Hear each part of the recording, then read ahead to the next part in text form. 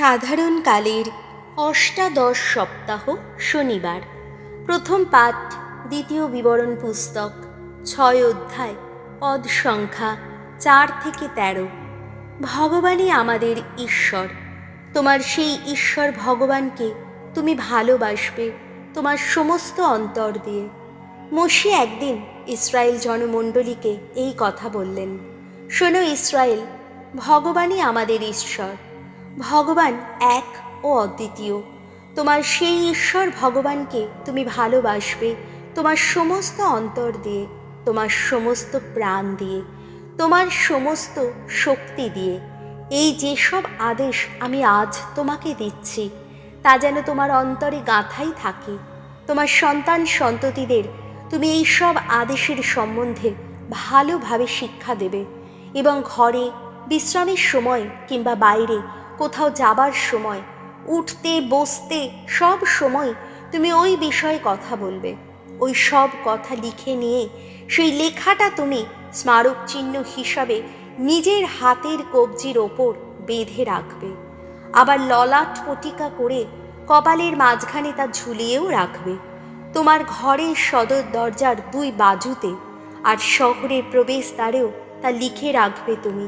তোমার ঈশ্বর ভগবান যে দেশ তোমাকে দেবেন বলে তোমার পিতৃপুরুষ আব্রাহাম, ইসায়াক ও যাকবের কাছে শপথ করেছেন, তিনি যখন তোমাকে নিয়ে যাবেন সেই দেশে যেখানে রয়েছে এমন বড় বড় সুন্দর সুন্দর শহর, তা তুমি নিজে গড়ে তোলনি। ভালো ভালো জিনিসে ভরা এমন সব বাড়ি ঘর যা তুমি নিজে সাজিয়ে তোলনি। পাথর কেটে তৈরি করা এমন অনেক কুয়ো যা তুমি নিজে পাথর কেটে তৈরি করনি। আর এমন অনেক আঙুর ক্ষেত ও জলপাই বাগান যার গাছগুলি তুমি নিজে মাটিতে রোপণও করনি। যখন তুমি সেখানে পেট ভরেই খেতে পাবে তখন কিন্তু সাবধানে থেকো, ভগবানকে তখন ভুলে যেও না যেন। তিনিই তো মিশরে দেশের বাইরে, রাজত্বের সেই বাসভূমির বাইরে নিয়ে এসেছেন তোমায়। একমাত্র তোমার ঈশ্বর ভগবানকেই সম্ভ্রম করো, তুমি তাঁরই সেবা করো, তাঁরই নাম নিয়ে শপথ করো। প্রভুর বাণী, শাম সঙ্গীত ধুয়ো। ওগো ভগবান, শক্তি আমার, আমি ভালোবাসি তোমায়। ওগো ভগবান, শক্তি আমার, আমি ভালোবাসি তোমায়।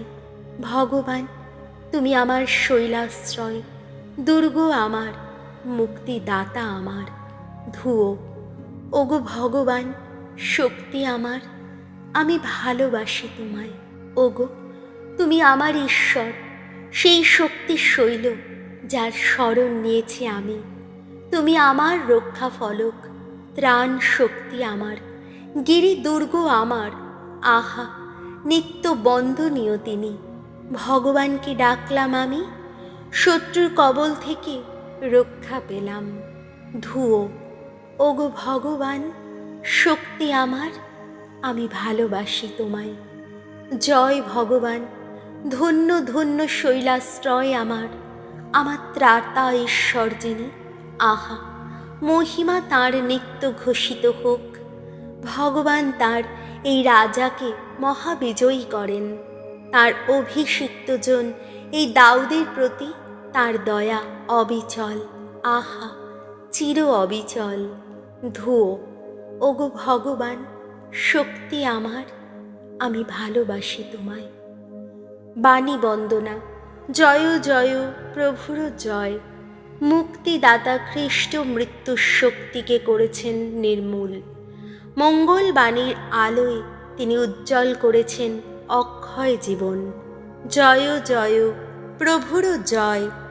মথি রচিত মঙ্গল সমাচার 17 অধ্যায় পদ সংখ্যা 14 থেকে 20। ঈশ্বরের প্রতি দৃঢ় বিশ্বাস অসাধ্য সাধন করে।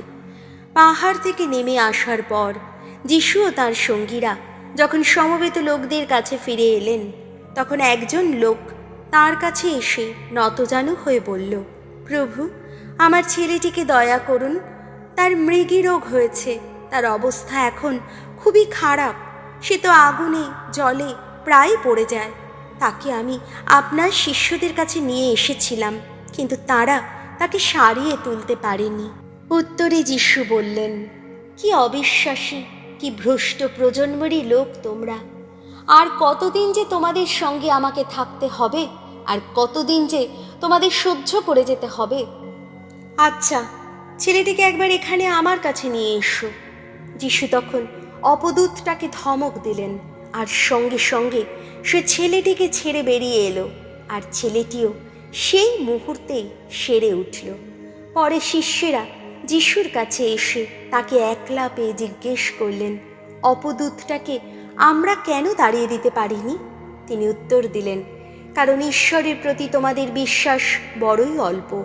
আমি তোমাদের সত্যিই বলছি, তোমাদের অন্তরে যদি সর্ষে বীজের মতো এতটুকু ঈশ্বর বিশ্বাসও থাকতো, তাহলে তোমরা তো এই পাহাড়টাকে বলতে পারতে, এখান থেকে ওখানে সরে যাও, আর পাহাড়টাও তখন সত্যি সত্যি সরে যেত।